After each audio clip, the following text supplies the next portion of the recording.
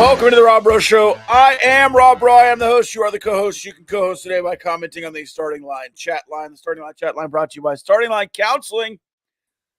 StartingLineCounseling.com if you want to find out more. If you're feeling down, if you're feeling out, if you're going through a major change in life, Starting Line Counseling can talk you through it.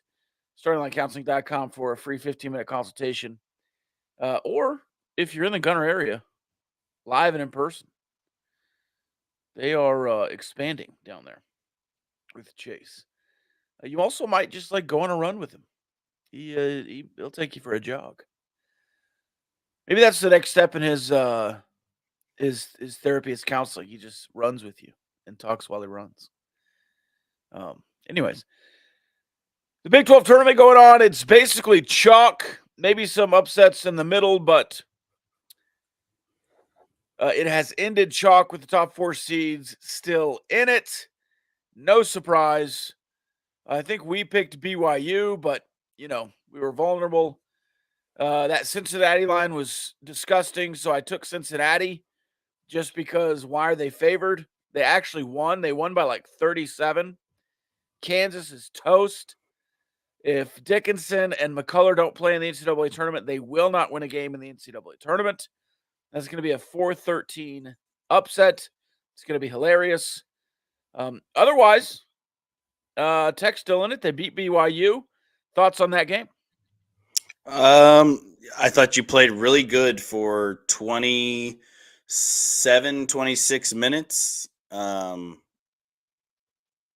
the game. And then the rest, no, it's probably more like 32 minutes that you played good for. And then eight of which you didn't play very well. And it was hard to watch, especially there in the second half when you have a 20-point lead. And then you just decide you're just going to play fruit basket turnover for about 6 or 7 minutes and let BYU feel like they can get back in the game. They dwindle it down to 9 at one point, but you were able to figure out a way to right the ship and, finish out with a double-digit win. It was a good thing that you played well enough to get that 20-point lead because it would have been really dangerous with how BYU played there for that stretch, especially when you were playing really awful. So, but at the same time, happy about how you played. But also, like I said, at the same time, Robert Jennings has to finish around the rim.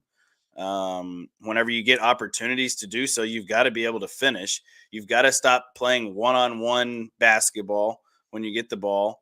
I thought there was a bunch of that in the second half. And me and you were texting back and forth, and it was, like you said, it was lackadaisical basketball, I think was what you said to me.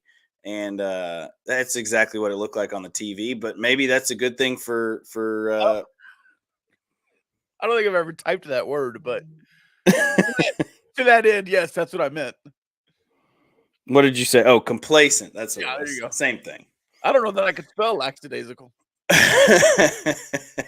But anyway, yeah, I mean, it was not a good 6 minutes, and it was hard to watch. But the other halves, there were really good times too. I thought Pop played well in the first half. Joe Toussaint got into foul trouble some, and so Pop had to kind of take control of the guard role. So yeah, I was happy with what you saw. I think without Warren Washington, this team can't do a whole lot in the NCAA tournament. With Warren Washington, I think they could, depending on the matchup.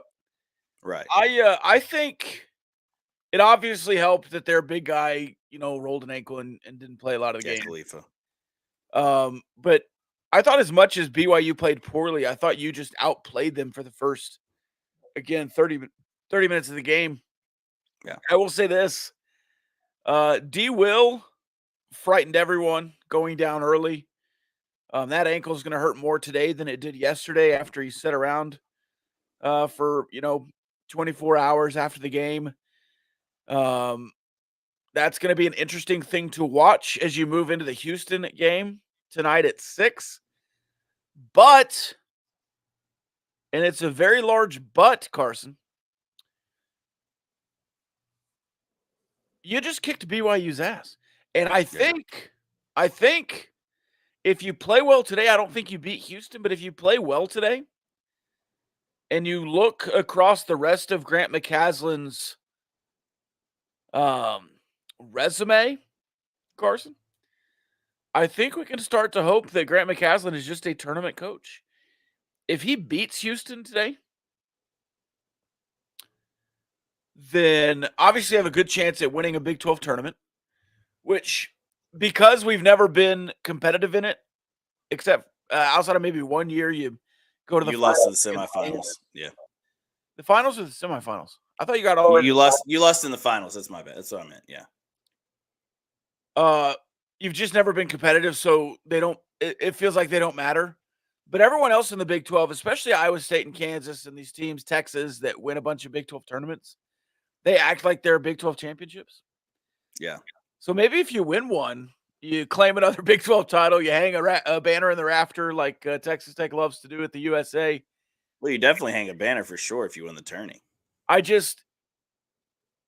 It bodes well, though, for any tournament setting. It didn't matter if he was in the CBI or the NIT. Grant McCasland competed. There at the D2 level, he competed in the tournament. He's going to compete at the JUCO level. He was good too. JUCO and in the NCAA, the Big 12 tournament. He's just going to go compete. Now, it helps probably the motivation side when one of their better shooters, Nell, says, we had this game circled on the calendar. We hoped that we would go through Texas Tech in the Big 12 tournament. That didn't work out. But the rest of it, I don't want to get too high after one game, but if Grant McCasland is competitive with Texas Tech today and they come out hot and play well in the tournament and either, stay within 5, which Houston hasn't been allowing teams to stay within 5 lately. And they just housed TCU last night. Yeah. I don't know.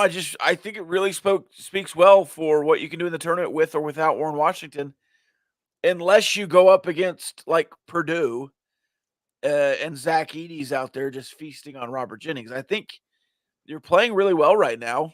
You beat 2 bad teams in West Virginia and Oklahoma State to kind of close out the year, and then you beat Baylor, and it's like, okay, well, are you playing well or are you playing bad teams? And now you've beaten BYU, who was on an absolute roll and is otherwise better than you in most metrics, except for like the standings and the head-to-head in the Big 12 and head-to-head. But BYU, for some reason, is like a 5 seed and sniffing a 4 line for some reason. Which is weird. With a worse or same resume than you. So I guess it is what it is. Today against Houston, I don't really care that you win or lose. I think getting 1 in the Big 12 tournament after the double bye is great. You're in the Final 4 of the Big 12 tournament. I think that's a good position. I think you've solidified a 6 seed.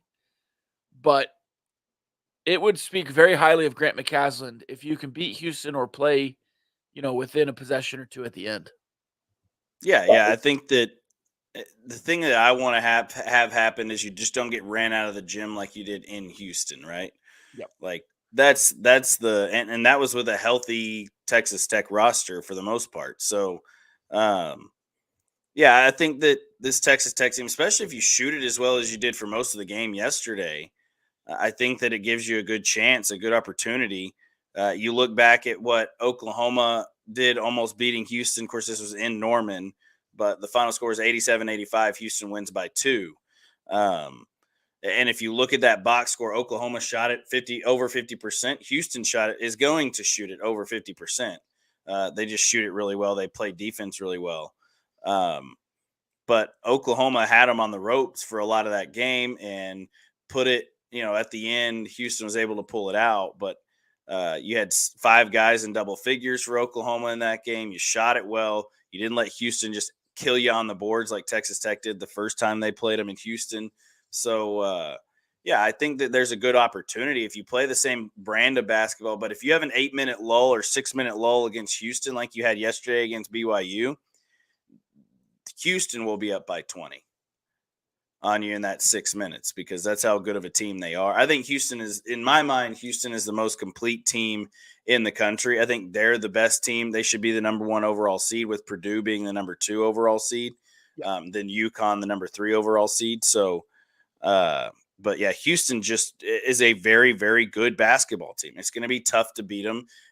Anybody's going to have a tough time beating them here in March. So, yeah, and you've got to find a way to just lock down Jamal Shed, because this dude's he's the best player in the country. He should win the Wooden Award. And I know Zach Edey probably will win the Wooden Award just because he's 7'2" and everybody's just like in love with Zach Edey. But Jamal, if Houston didn't have Jamal Shed, they wouldn't be the team they are. I mean, Right. this guy is electric. He's the best player in the Big 12 offensively. Maybe not like the best offensive player, but put full player together on both ends of the floor. Obviously, he's the Big 12 player of the year and the defensive player of the year.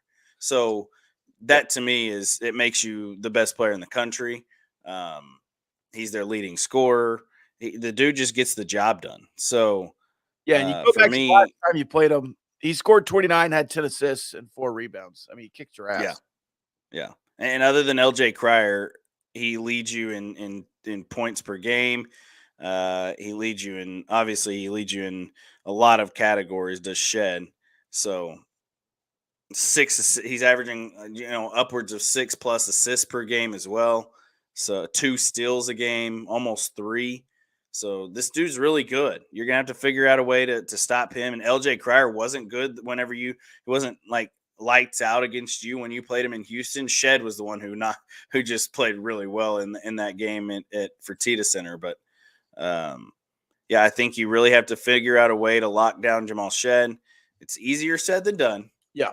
But for you to have a chance to win, you're going to have to knock down and stop him. I want to go back to that game. Pop Isaacs had 12 and 5 assists, 4 turnovers.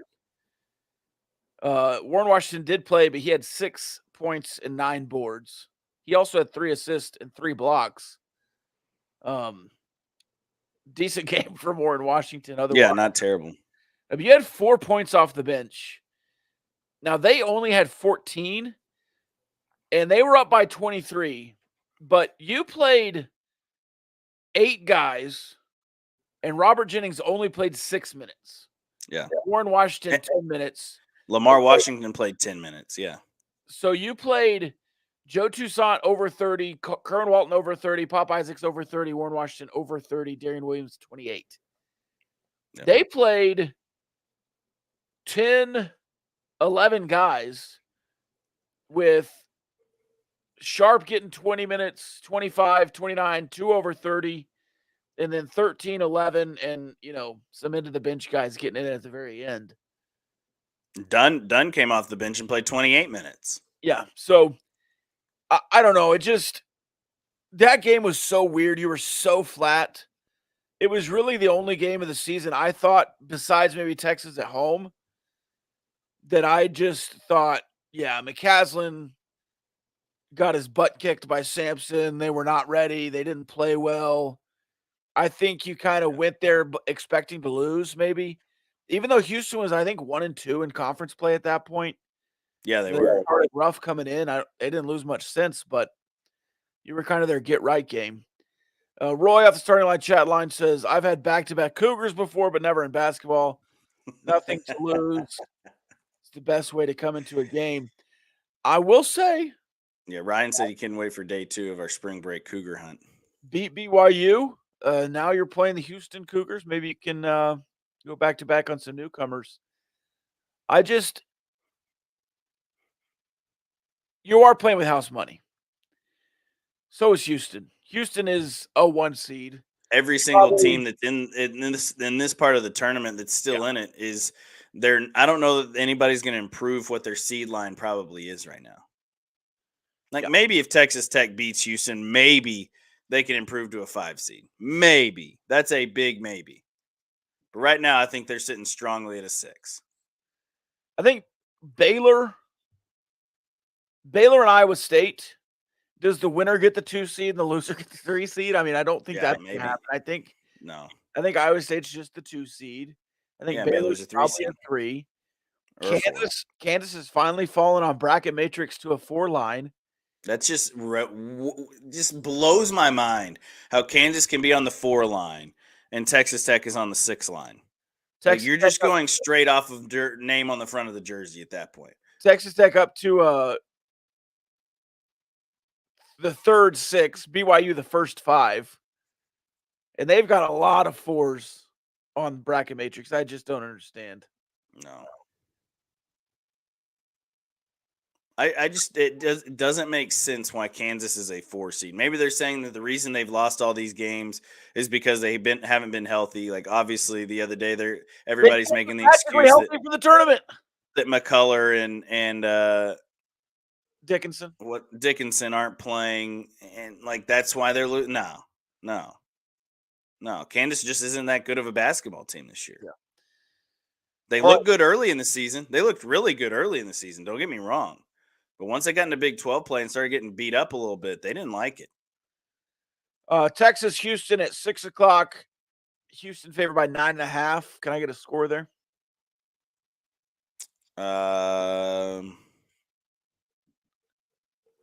Say Houston 82, Texas Tech 74. What to 74? 82-74.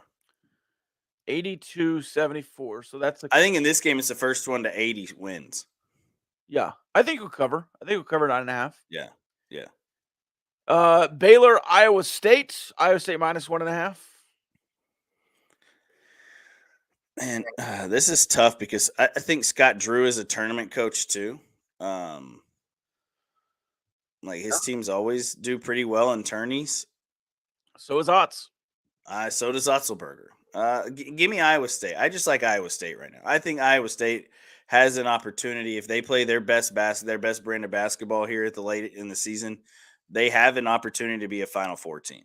Like they have the pieces put together to be that team. Roy says 65-59, someone wins, stealing my bit.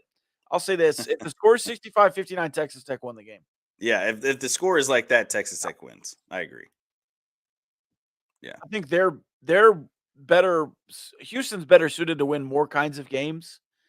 But just to me, a gut feeling here, if it's 65-59, I think Texas Tech played well and Houston just didn't shoot well. I think they just had a game. Would you like to see them go all in to winning the Big 12 tournament with it looking unlikely to make the Sweet 16 without Warren Washington? Why is it unlikely to make the Sweet 16 without Warren Washington? You beat you beat a 4 seed and a 3 seed in the last 2 weeks. You beat a 4 seed and a 3 seed in the last 2 weeks. That's not how the tournament works, though. What were you doing with Warren Washington to make it different? Are you really much worse right now? Yes. I think Robert Jennings and Darian Williams has played way better without Warren Washington. Not because if Darian Williams is hurt, then you're screwed. Yeah, but that's not what the question is. It says without WW, not without D5. Well, if D5 is 75%, then you're still screwed. And if D5 continues to try and back down big guys in the NCAA tournament and shoot air balls, you're screwed. Because that's what he did yesterday. Or he could go for 13 for 13. Yeah. I don't know that he's ever going to do that again. Guys. I think it's more likely that he's good than not good. I think he just had a bad game against BYU. Let me say this. I saw a projection against Utah State and New Mexico in the first 2 rounds. That's a Sweet 16 I like that one. That's a Sweet 16 appearance. So I don't think I'm not saying it's like super likely, but I don't think going out there and playing 100% today affects the tournament at all. I mean, at most with the double bye, you're playing 3 games. Generally, when you're talking about going out and playing the Big 12 tournament, you got to win 4 or 5 from where you are to win the tournament. It's just not like that. I mean, 3 games. If you can't play 3 games within 4 days, 5 days, 3 days, you're not going to be successful in the tournament anyways. So, well, in the tournament, you only got to play 2 games in 3 days. So each weekend. Right. Yeah. Right. So yeah, go for it. I mean, I'm all in on winning a Big 12 championship here. And for Houston, I think the only good thing that comes out of this for Houston to win the Big 12 is to get the number 1 overall seed. Like that's the only thing that Houston can do. Right now, they're definitely on, even if they lose today, they're on a 1 line. They're a 1 seed. They're one of the 4.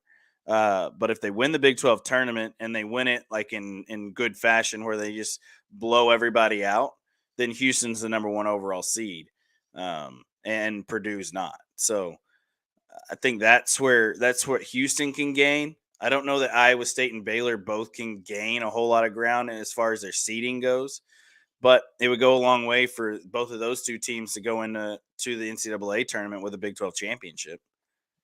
I think it would be the same for Texas Tech. Like, it just makes you feel good. I don't know that Tech would, like I said, I think if they win the Big 12 tournament, they maybe improve to a 5 seed, which is stupid to say. And then Kansas is still a 4 seed, and Kansas got blown out of the water by Cincinnati in the second round of this tournament. So I yeah, think Purdue, Connecticut, and Houston are all worthy of the 1 of 1 seed. Yeah, I think it's more Houston and Purdue that are worthy of it because the Big East wasn't as strong this year as it has been. But sure, who's the 4th 1 seed? Tennessee, North Carolina, Arizona. I mean, Tennessee got beat late in the season by somebody. I can't remember.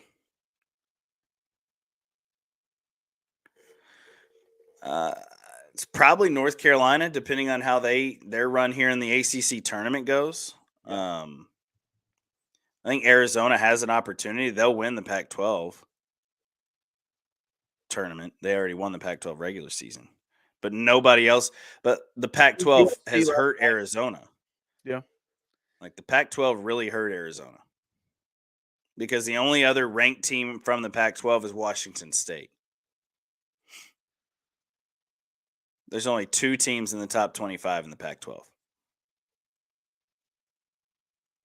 So what blows my mind is Gonzaga is still ranked 17th in the country, and Gonzaga has not been great this year. They play in a bad conference. St. Mary's beat them 3 times this year. And St. Mary's is ranked number 21. Riddle me that, Rob. And they just beat Gonzaga in the West Coast Conference Championship game. 15-1. Yeah. Conference play. Maybe they split with Gonzaga in the regular season. Yeah, that's what happened.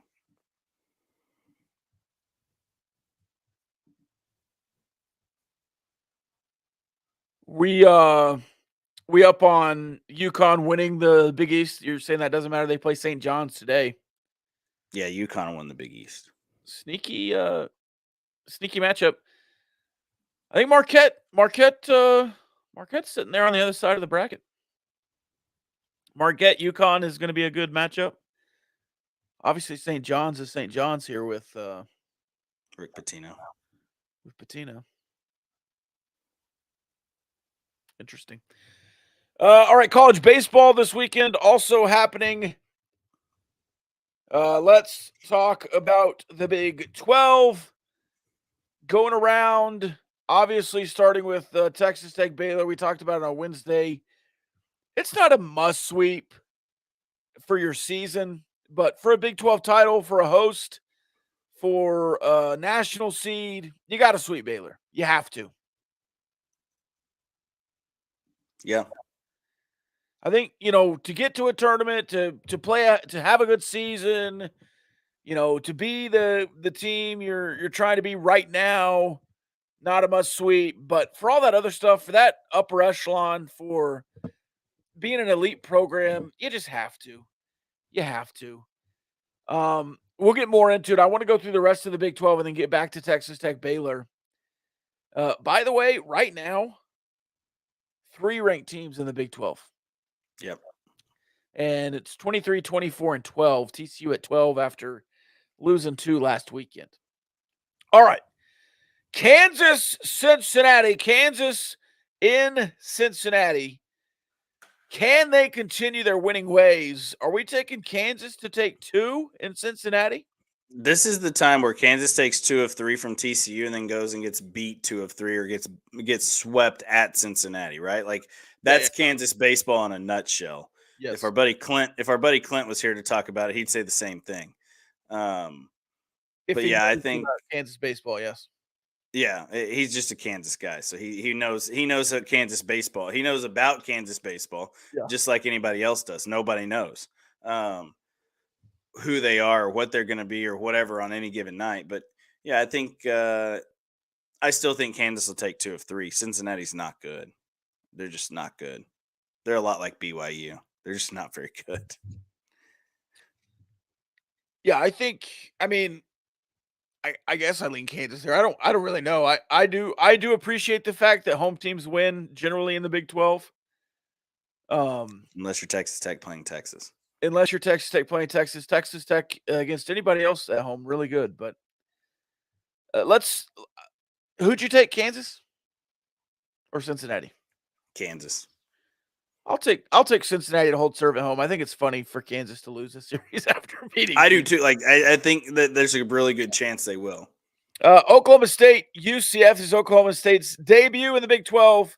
UCF got swept last weekend by Oklahoma. UCF at home now, hosting Oklahoma State. Oklahoma State, not good, but good. Like they've beaten some good teams. They've played competitively. They've also sucked at times.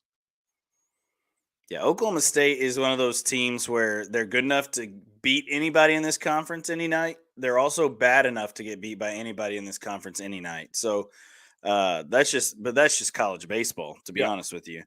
I think I'm still going to take Oklahoma State 2 out of 3 in this series, though. I think I will too. I don't know anything about John Giuliano Park there in Orlando. I don't know if they have a big following. They talked about the bounce house being awesome, but it was empty in the second half a bunch of times. People out enjoying Orlando. And then the basketball arena, I think, was a pretty good venue, but I just don't know anything about the baseball stadium. If there's a UCF fan watching, clue us in. But I'll take Oklahoma State to win 2 out of 3 here. I don't think they'll sweep, but Oklahoma State's got to be Oklahoma State at some point, right? Yeah, I mean, At some point. You've got to figure it out. Yeah, the Cowboys will figure it out at some point. They'll and this is kind of a series. I know it's really, really early, but it's a series throughout the season that you've got to go win so you can make it to a regional, because they're going to be one of those bubble teams, I feel like, the whole year, along with Oklahoma and Texas Tech. I mean, right now they're out of it. Yeah. Yeah. Right now they are. So right now they're just sitting kind of. If you were to put a bracket together right now, I think there'd be 2 regional teams, maybe 2 host sites in TCU and Texas. And then you may get 2 other teams in. That's Texas Tech, Oklahoma, Oklahoma State, or Houston right now. Let's say you're missing one. Yeah. All right. Ohio State, West Virginia outside of the Big 12. Missouri State, Kansas State outside of the Big 12. Let's go to Oklahoma, TCU in Fort Worth. TCU gets back on their winning ways. I want to say they sweep here at home, but I'll take 2 out of 3 for TCU. Yeah, I'll take 2 out of 3 for TCU as well. Washington Texas also outside of the. Did you have more? No, I think TCU is going to play pissed off at home this week at Lupton. I think that's a good spot for them. Hopefully, Texas Tech plays pissed off in Waco. Washington, Texas outside of the Big 12. Washington kind of sucks. You kind of think of them as a baseball program, but they're 4-7. Yeah, they were good a couple of years ago. You know, they played in a regional. I think they hosted a regional maybe 3 or 4 years ago. But, Washington's not great. Texas should sweep at home. And then Houston, BYU. Houston won last night. 9-1. What was it? To start 9-2. 9-2. BYU wins on Sunday, but I think Houston or Saturday. The BYU always wins on Sunday. Sorry, with the love of John Smith. But I don't think they can. Can Houston start 6-0? They very easily could. Their schedule set up really well for them to start out 6-0. I know, but that seems implausible to start 6-0. Whoever you play, it seems impossible to go 6-0. I know they played Baylor and now BYU, the 2 worst teams in the Big 12, probably. Yeah, the Baptists and the Mormons. Man. Yeah. 6-0 would be funny. Yeah, I think they'll start 6-0. I don't know that BYU can take one from Houston. It'll be interesting to see how that series pans out in the next 2 days. All right, Roy. Enough of that, Roy. I was laughing at Roy's comment just a second ago. Yeah, and then we have Texas Tech Baylor. You've got three starters here with Robinson, Hewer, and Washburn. Can Robinson bounce back? He needs to. It's a good lineup to He bounce back against. yeah, he needs to be really, really good. It's not he doesn't need to be really, really good in the zone. It's not like he was terribly like missing bad last Oh, week. he was in He the zone. he was, but I mean, whenever I say in the zone, I mean Yeah, like spotting balls up, right. not throwing it right down the pee hole, Yeah. and you're just getting rods hit off of you all day Yeah, long. Like he was certainly in the zone. that's where Kyle Robinson messed up last week. He sat right in the middle of the plate and just begged Texas to There's take him there's to town, there's and they good did. strikes and bad strikes. Yeah, He was yeah, throwing bad and strikes. here's the thing, every coach in the world, every baseball coach in the world would be like, "Hey, I just need you to throw strikes today," right? But there's big difference between, especially in the Big 12, and especially against a lineup like what Texas had uh, and has. You can't miss over the middle of the plate. You can't miss middle in. You can't miss middle out. You've got to start. You've got to cut the plate like into this right at the where the plate dives into the triangle. You got to cut it right there, straight down it, and the ball doesn't need to be in the inside 12 inches.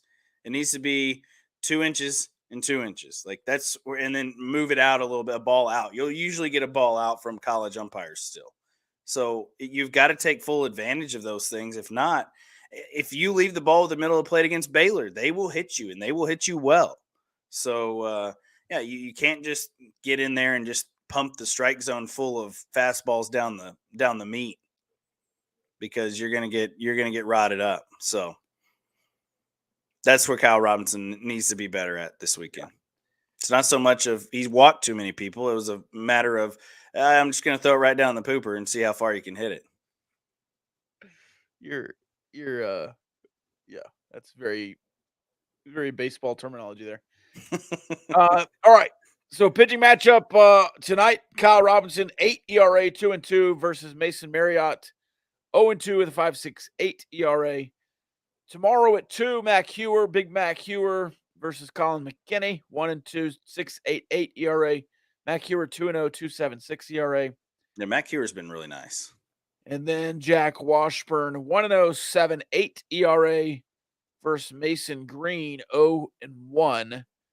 5.14 ERA. Washburn has not pitched into a game very often to get the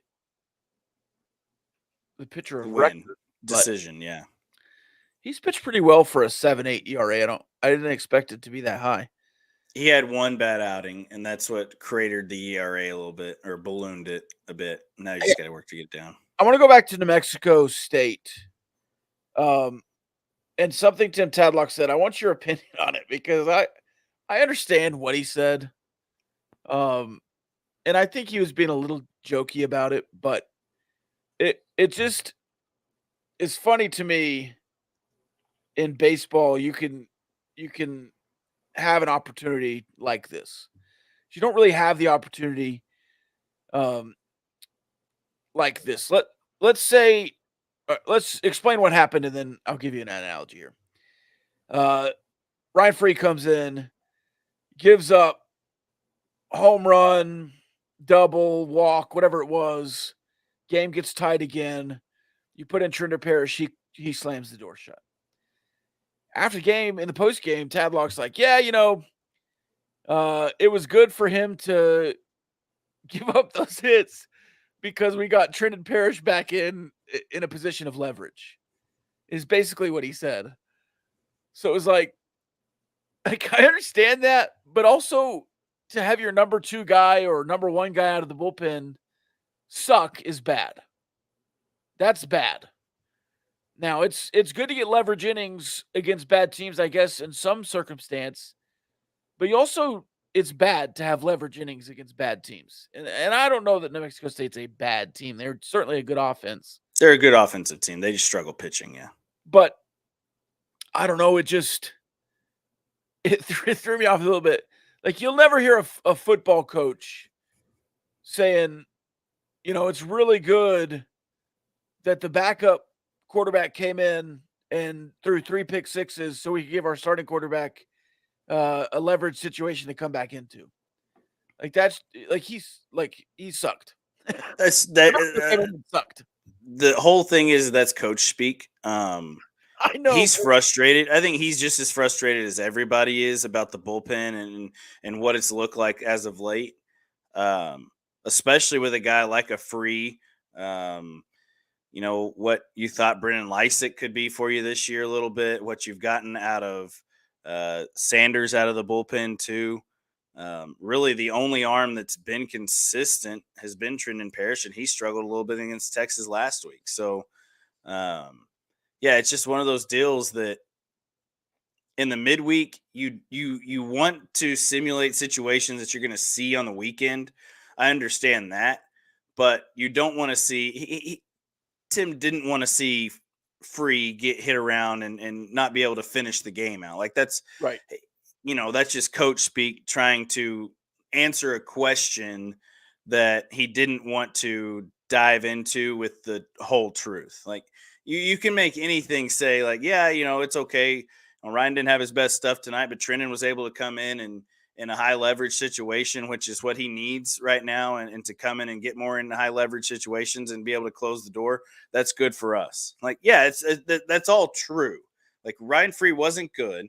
And then Trenton Parrish came in a moment that he needs to be in and slammed the door, and he did it. So I think that's the good, taking the good with the bad, because there's bad, and then Trenton Parrish was good. So I think in that regard, yeah, I'm okay with saying that, he's happy that Trenton Parrish was able to get in there, but I don't think he's overly joyed and overjoyous about how the bullpen has looked lately or this whole season, to be honest with you.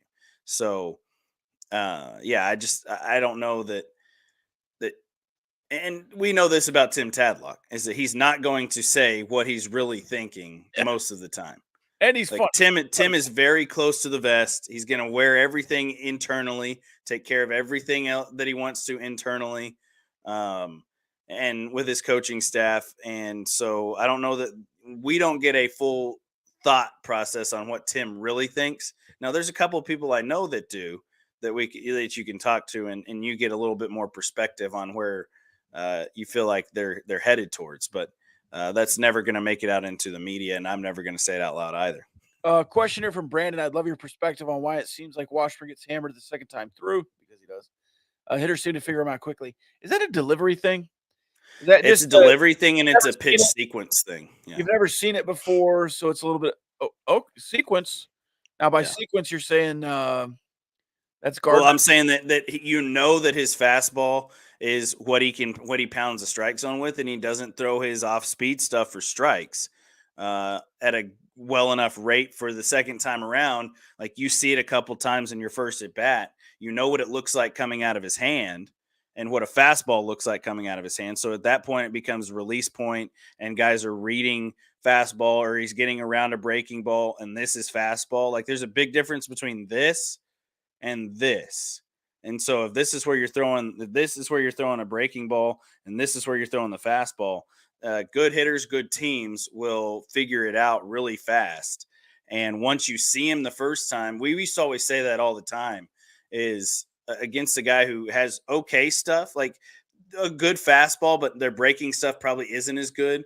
The first time around, you're probably going to swing at a 1-2 breaking ball outside in the dirt. But then you've seen it, and the next time around, you're going to spit on that, and you're going to wait for him to come at you again with a fastball, and then you're going to hit that. So that's where guys struggle 1 or 2 times through the order. Like me, for example, in college, I was a relief pitcher. I was a 1-time through the order kind of guy, because my release point from down here, once teams would figure it out, then they could start spinning on stuff, especially if I wasn't spinning it great that day, or if I wasn't throwing my fastball for strikes, they could just sit on the breaking ball. And so that's where the difference is between guys that can go 5-6 innings, like their arm slot is the exact same, and their stuff is harder to read, versus a guy who can only go 1 time through the order and then he gets pieced up the second time. Ryan says, seems like Wash should be a better fit in the bullpen for that reason. Maybe. I'm okay with an opener. Yeah. I'm okay with the opener side. Like I don't. I'm a baseball purist at some part. Like 78, 80% of me is like purist baseball, where I want starting pitchers, I want bullpen, and I want a closer. But there's another part of me that 20% is like, I understand the whole starter thing. Like, get a team. This guy throws better when he can start the game off, not whenever he has to come in after the lineup has turned over a few times and they've seen other guys. Like, I think Jack Washburn is a good starting pitcher to start, but once that second time through the order comes up, then you go into the bullpen, and hopefully that's in the third, fourth innings, fifth inning, and then you throw, a guy like a Ryan Free should be able to come in and throw 2 or 3 innings. And then, you have a kid like Tabor Fast who should come in and be able to throw. The kid from ACU can come in and dot stuff up. So if you get good starts on Fridays and Saturdays, which that's where the Texas series really got you, because Friday night, Kyle Robinson did not go long at all. So you got into your bullpen very early and very quickly, and it didn't work out well for you. And then Saturday with Matt Kewer, the way he threw, you were able to save some bullpen arms for a Sunday. So if you can pitch really well Friday and Saturday and only have to use a couple guys, 3 guys out of the bullpen tops, then Sunday it works out perfectly. But if you've got guys that have thrown out of the bullpen all weekend and you're throwing, 9+ innings out of the pen, that makes it tough on Sunday because you don't have a guy who can go length.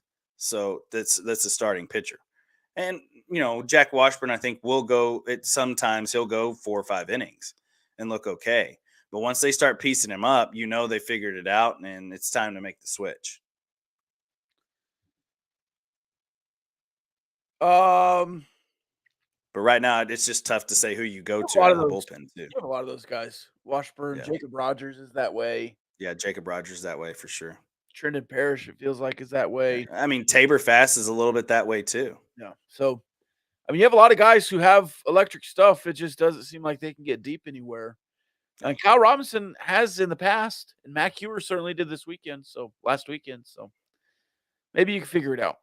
Yeah. Right now, it does not seem like you have a national seed pitching staff or a host staff. It certainly feels like you have an offense that can get you to a NCAA tournament.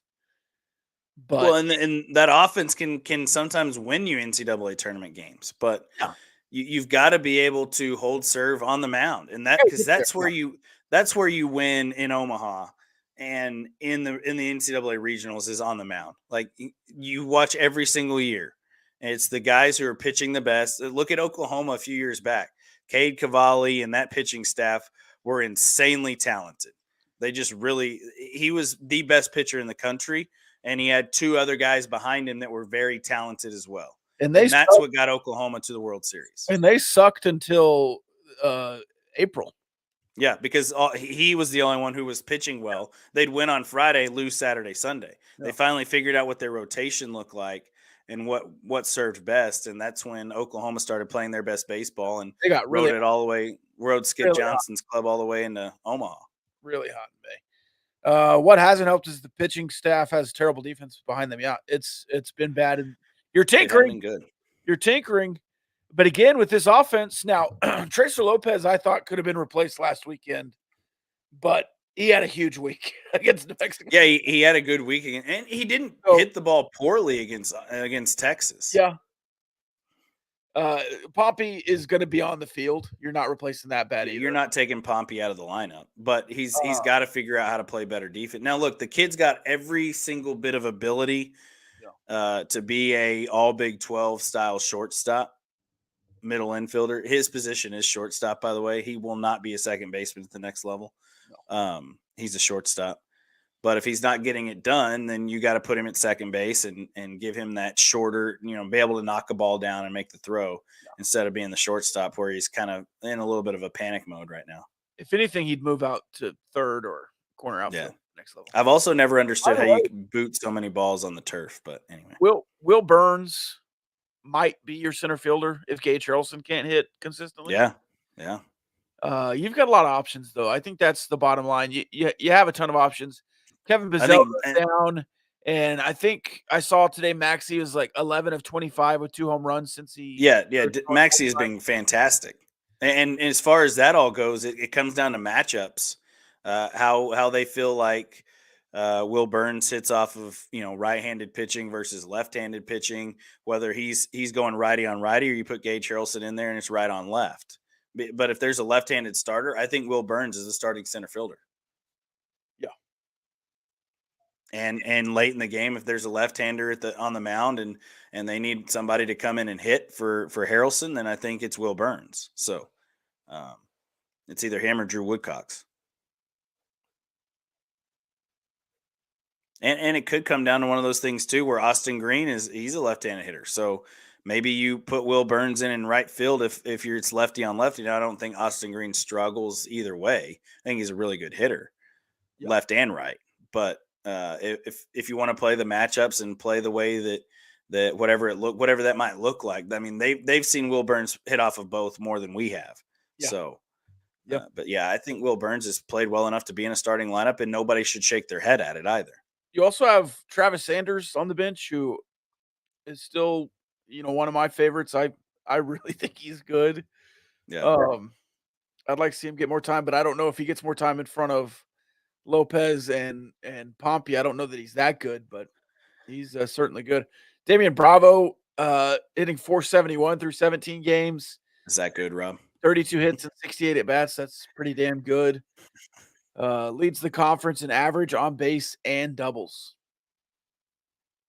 Yeah, Damian Bravo's been a nice, I don't want to say surprise because we knew this kid had it in him.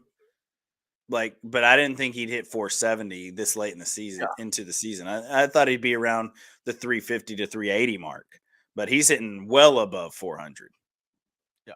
I mean, started off the season with a hit streak. Yeah, and he's got a hit. Does he still have a hit in every game? Did it die at 16, or did he get a hit in that game? Did it die against Texas? I couldn't remember because I was doing LCU baseball all weekend, so I wasn't able to. No, I think he had a hit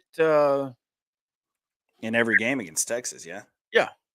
Did he have a hitting in both games against Mexico State? If it died, it was the first game against Mexico State. Yeah. But I think I don't know. Because again, I wasn't able to watch a whole lot this midweek. Yeah. I think just kept up with it on the radio and on live stats, but all right. A couple of other notes. Aaron Donald is retiring. Kyler Murray tweets, "Thank God," in the replies to that. Well wishes. That was awesome. That really happened.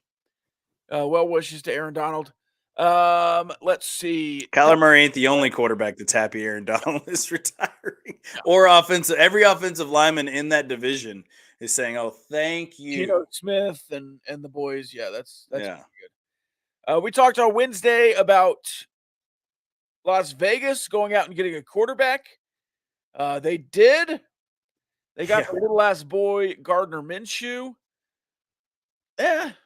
I think highly of Gardner Minshew. I think he a little bit like Geno Smith, maybe if he finally lands somewhere where he fits and is a culture fit and everything else, he can have some success. But I don't know if Vegas. Maybe he's a perfect fit in Vegas. I don't know.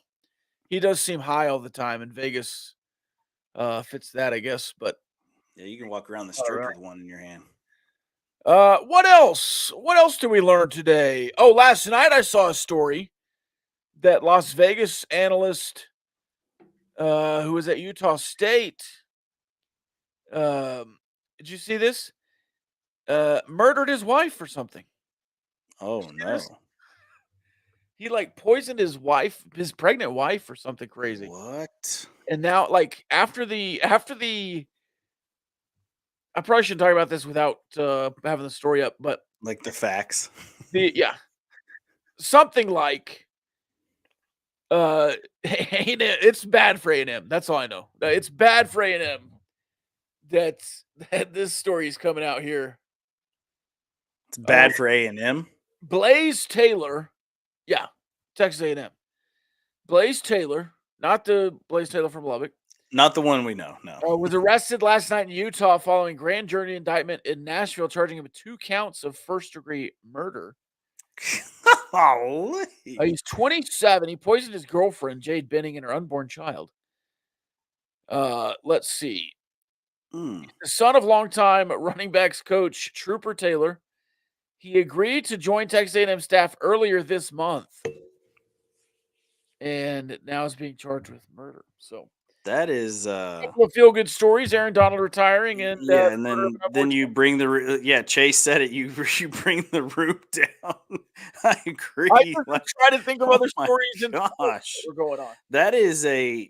That's an awful story. How human beings, man, some of them are just Yeah, I mean that's like terrible. take take those kind of people out of here and Yeah, throw away the key.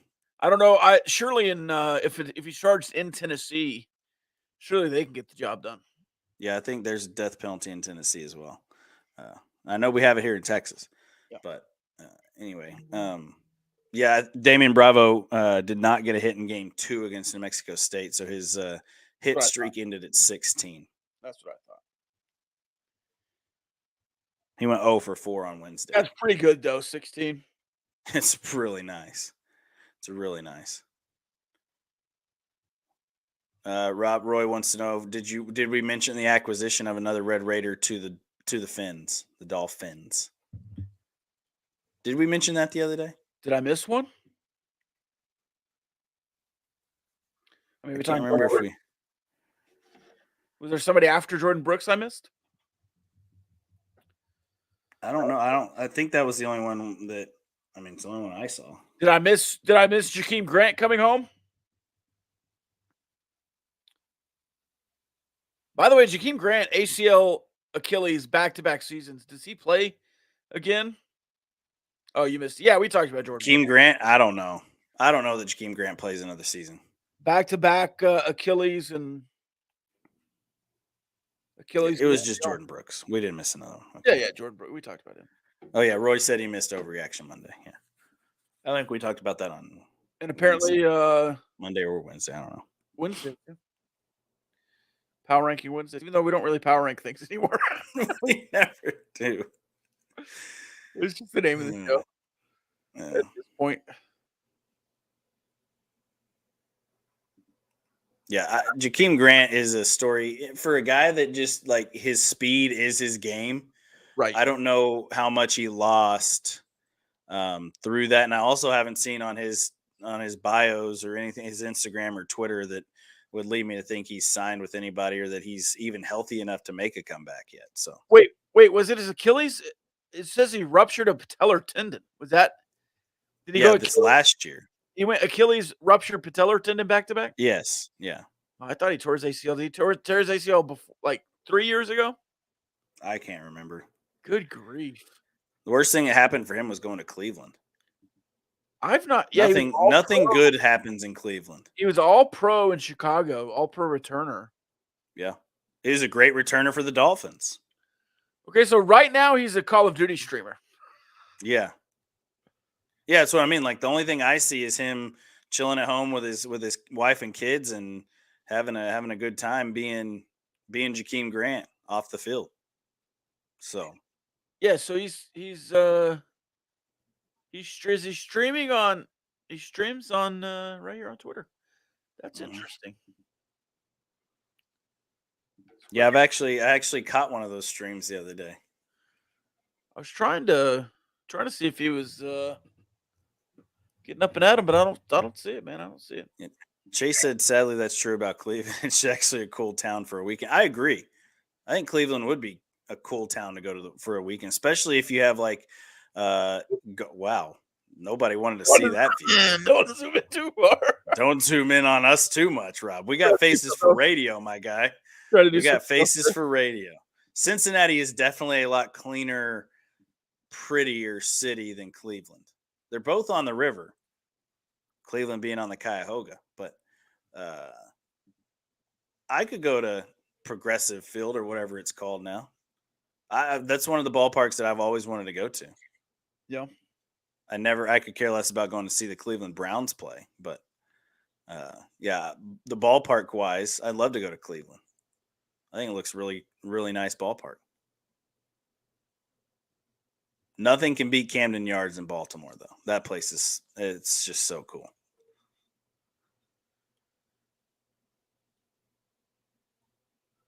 All right. I think that's all I have. I put NFL free agency on the list, but I don't really. I mean, there's some guys out there. The Chargers are doing crazy stuff. The Vikings are doing crazy stuff.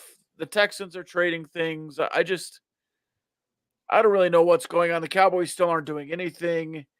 There's a lot of stuff out there.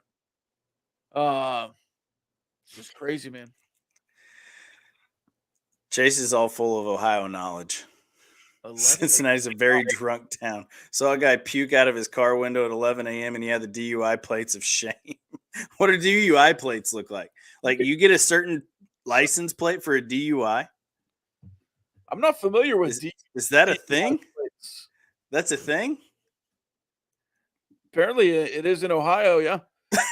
I had no idea. And people from Cincinnati party plates. Okay, and people from Cincinnati might as well be from Kentucky, so that makes sense of why there's drunkenness going around in Cincinnati because it's right there on the they're border. Yellow. 3 Deweys and you get a bright yellow license plate in Ohio. Wow, you learn something new every day, folks. We learned today: don't get a DUI in Ohio because everybody will know. 3 of them. First of all, oh, wow. Yeah, okay. So that's how you know someone's had a DUI. Yeah. That's like the ultimate shame drivers. Yeah, like that is everywhere you go, people know you messed up bad. Yeah. That is man. You think it would I'm sure there's a lot more yellow license plates than you want driving around too. That's crazy. I never knew that. I never knew states did that. I've never had a DUI. Well, I haven't either, and I choose not to have one. I'm very smart with the way that I choose to get in a vehicle when I've had liquor, and that's not behind the wheel. Yeah. Right.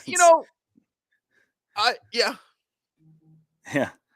I mean, especially now with Uber and all these other car services, if you're getting a DUI in 2024, come on, man. Especially if you're like a professional athlete making millions of dollars. Yeah, that's a fact. That's always wild to me. Just being a random citizen. Yeah. Just make smart choices in your lives, folks. Yeah. I've not always made smart choices, but I think I agree. I haven't either, but you've grown enough to know. I also was scared to go to jail, so yeah, that was the kicker for me. Yeah, you go ahead and I'll go ahead and order us an Uber. My car can stay here for the night. When I was 18 or 19, we drove. This is dating me a little bit. I must have been 18. We drove to the Strip for some more beer. Yeah, it wasn't legal in the county yet until we were 21. I don't think I was drinking. I must have been 19. I didn't drink when I was 18. Anyways. Yeah, neither of us did. Everyone else was drunk in the car, and there was a 30 rack in the back seat.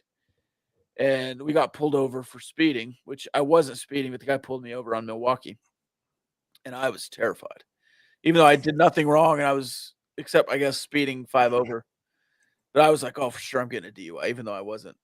Like, I wouldn't have blown or anything. But yeah, that was like the closest I've been, I guess, that I know of. Oh, yeah, we're the wheels fell off of this real quick. Everybody's, tested the waters at least once. Roy says bricks for the south end zone are for sale per the Red Raider Club. No, thank you. Oh, to go into it? I'd rather get a brick back. Do you get a brick? Do you pay for a brick and get a brick? I still have a brick. When my dad was working at Texas Tech, here's a good story for you. In the athletic offices, me and Camden, little turds we were when we were kids, we'd go just play around and outside. This is before the stuff was built. It was just the ATC and the south end zone stuff, right? Offices. And that's where my dad's office was right there in that south end zone, overlooked Jones Stadium. So that's where my favorite place as a child was, to go to my dad's office and just look out at Jones Stadium. Yeah. but there were always loose bricks, and there was one that had a double T on it. So like when my dad was near the end of his tenure there at Texas Tech, so he could come and watch us play in high school, I confiscated a loose one with a double T on it. So that one sits proudly in. Actually, it's at my parents' house, I believe. Yeah. Can't believe you stole a brick, man. Somebody rolled their. I mean, it was sitting up on the sidewalk, just loose. So someone needed it, and it was me. It'd be cool to see a name on a brick, but not $250 cool. No. If you get a brick back, like you put a brick in the wall and get a brick, that would be cool. But I like It says on the back, it says thanks for your donation. Yeah.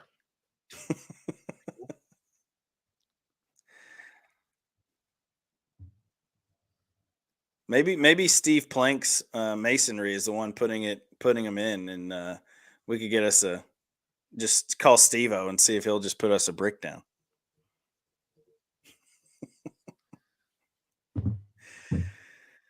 It's like buying Packers stock. I don't know what you're talking about now. Steve Plank, Cody's dad. Yeah, but putting bricks down and all that stuff, I think we lost the plot a little bit.